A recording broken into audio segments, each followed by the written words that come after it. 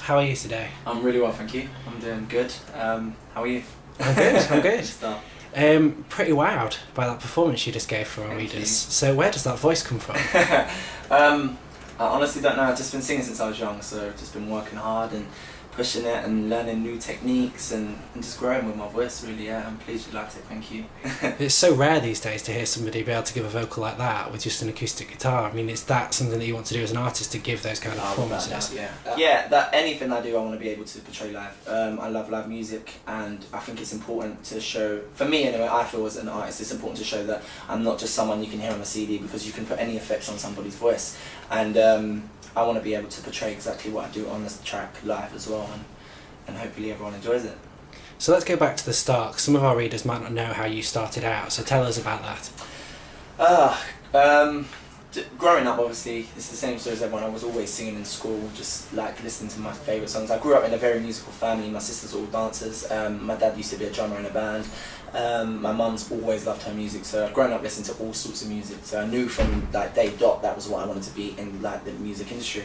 And I've just been like hustling, as they say, in the industry, just trying to find my way, trying to find my niche, find my fan base. I started on YouTube, say 2 years ago, just promote my videos online. That now is sitting at over 2 million views, which really took off. I started like promoting on Facebook and Twitter. My Twitter followers are currently about 25,000 followers, so I'm blessed to have a lucky following and like such supportive people behind me that will like listen to my songs and give me a chance. Whereas obviously you've got so many established artists out there, it's not easy for new ones to come through. But it's so far it's going well. So yeah, I've learned so much as well from my journey so far about like what I need to do and what I need to be as a person. So yeah, I mean, it's just basically been online. I started online and I'm still doing all my stuff through like the internet. And you post a lot of covers of other people's songs in there as well as your own material. Yeah. What is the reason for that? Is it to showcase you? If I'm honest, the first I started the covers just to get me noticed, just because I respect the fact, and I think a lot of artists will say, why don't anyone give me a chance? But they're probably naive themselves. They're like, sometimes when someone just comes with brand new material and you don't know them, people want to hear songs they know. People want to be able to relate to the song you're singing.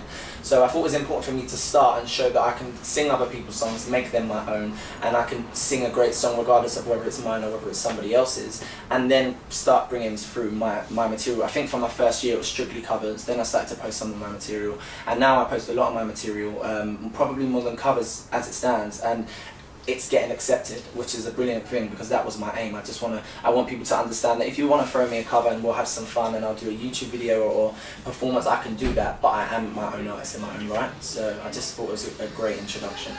And one of the things that I have noticed from watching your videos on YouTube is you are quite apologetic sometimes. Yeah. You'll start off a video and you go, look, I know there's people that don't like when I do the vocal runs, but you know, this one's going to have it, so if you don't like that, don't listen to another one. Yeah. And why do you apologise for that?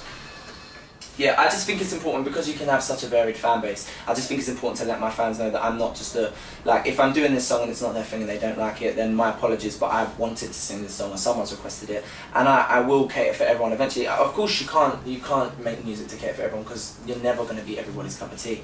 So I do respect that, but I'm just very real. Like, sometimes I go on the camera and I feel that I'm not at one of my best days and I'm looking like ill or whatever, so I'm like, guys, sorry, I look a mess and whatnot. I don't actually know why I apologise, to be fair, but I just like to let everyone know that if you don't like this cover, stay tuned, because I'm going to be doing more. If you don't like my song, stay tuned, because I'm not just doing this song, I have more to come. So yeah, I just feel to do that. I don't know why, you've made me question myself now.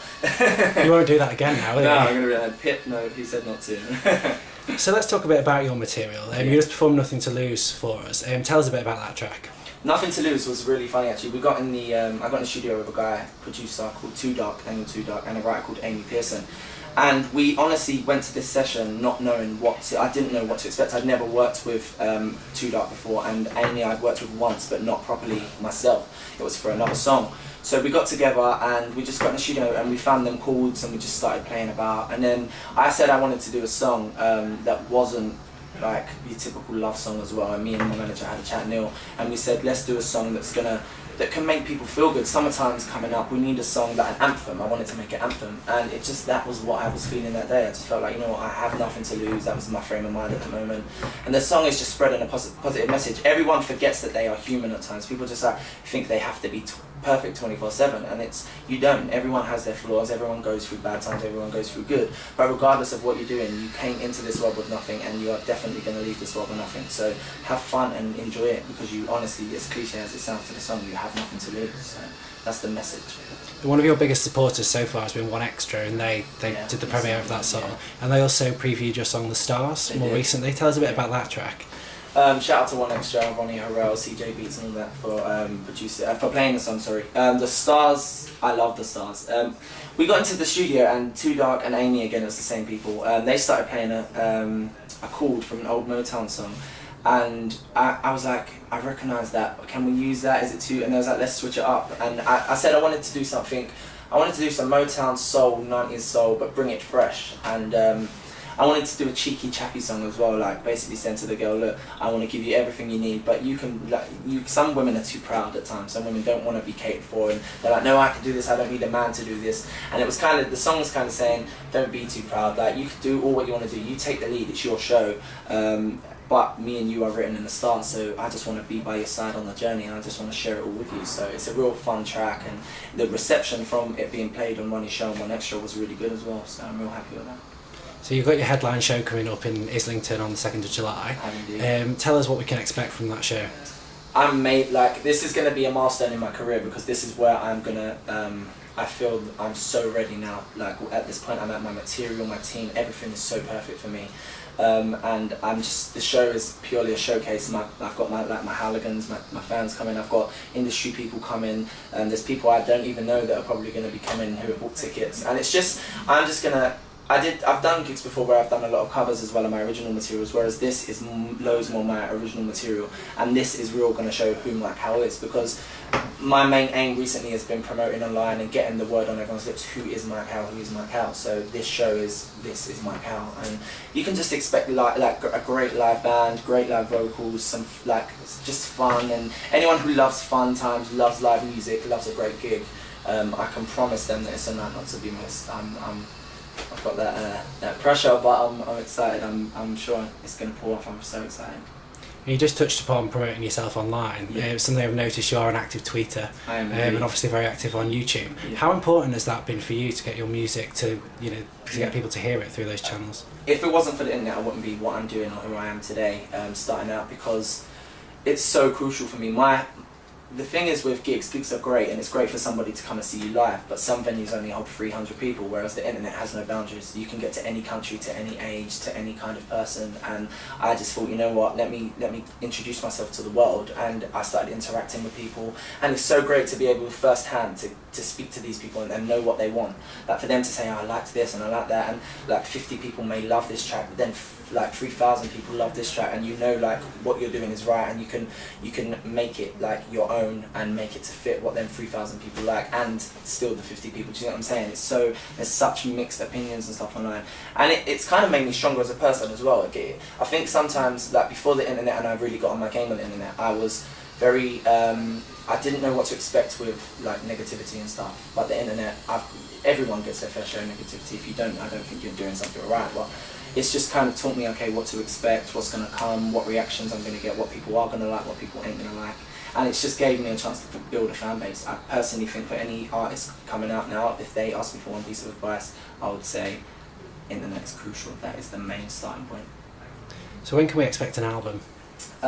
Everything's in the works, really. I mean, the album, I probably would say will be next year. But just right now, it's just about getting the right singles down. I'm going hard in the studio, working with a lot of people, trying to get like the right tracks down, the right sound. Maybe I would like to get 1 or 2 nice features as well on an album. And because it's my first ever album, I don't want to rush. I personally think you have one chance in this industry, and first impression is always the lasting impression. So I want to come with something that is completely me, that is completely everything I feel I put my heart and soul in, not rushed. And And yeah, putting songs out like Nothing to Lose and my promo single that I did, Hero, it was great because it gives people the chance, it gives me the chance to see what they want on the album, so, and it gives me a chance to like taste, like give everyone a taster and see what they want. So it's coming, it's in the works, but I promise you it'll be worth the wait. So last question, what else can we expect from you this year? I wish I could tell all. We have some big things in the pipeline. I can't say, but I mean, I've got my show obviously coming up. I'm planning to hopefully go on tour around the country, not like a massive tour, but be on tour performing at loads of different events around the country. You can expect obviously Nothing to Lose we'll be putting out, we'll be getting a video together for that as well.